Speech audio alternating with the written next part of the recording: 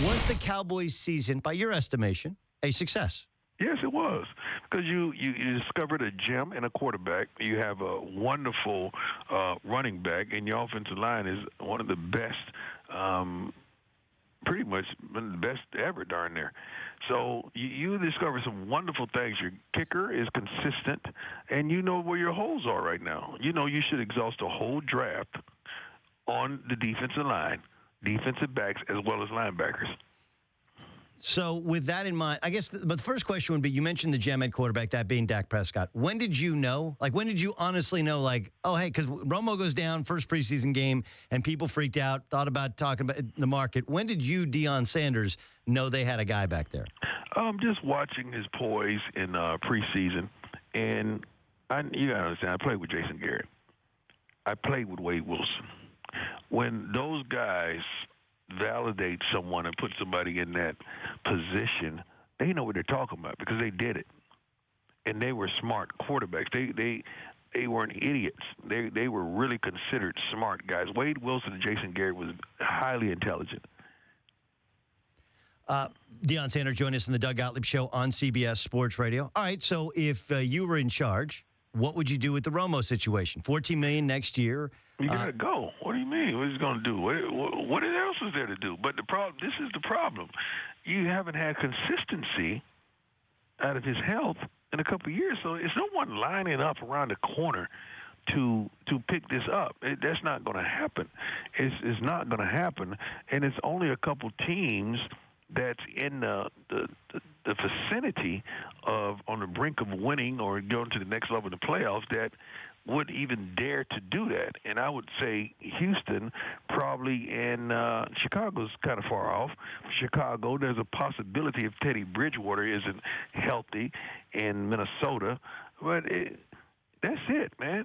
It's not too many other teams that would take that risk. That's a humongous risk.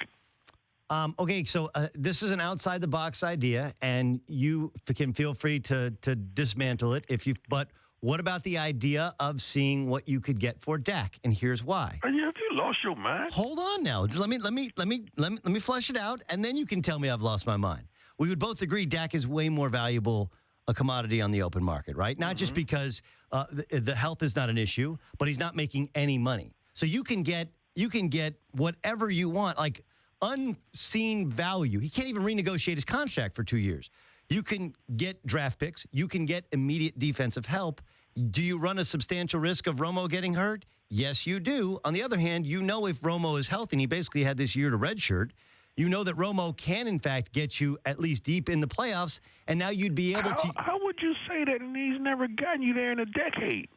But well... I mean, look, the 2 years ago with the you cannot take what Dak did and say, "Oh, Romo would have did that." No, it wouldn't have been the same season. You had 10 years to do this, and now you want to minimize and undervalue Dak's worth and what he did and what he accomplished. What, the guy is a rookie and threw 4 or 5 interceptions.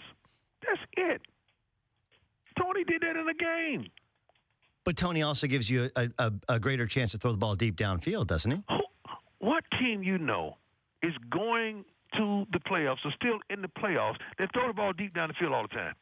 I got time. I ain't got nowhere to go. Atlanta? I got the next 10 minutes dedicated to you. Atlanta doesn't? Atlanta doesn't throw the ball deep down the field. Atlanta drives, score.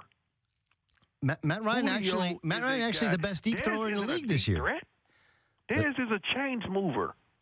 Dez is not known as a speedster. You don't have that. That's not your offense at all. Tom Brady don't do that. Big Ben don't do that. He'll do it if the coverage dictates him. Nobody does that. That's not a winning formula. That throwing the ball deep all day long worked in the 80s with the Raiders, with Cliff Branch. That junk don't work no more, man. You got to run the football consistently. You got to have a chain mover and a reliable receiver that can beat one-on-one.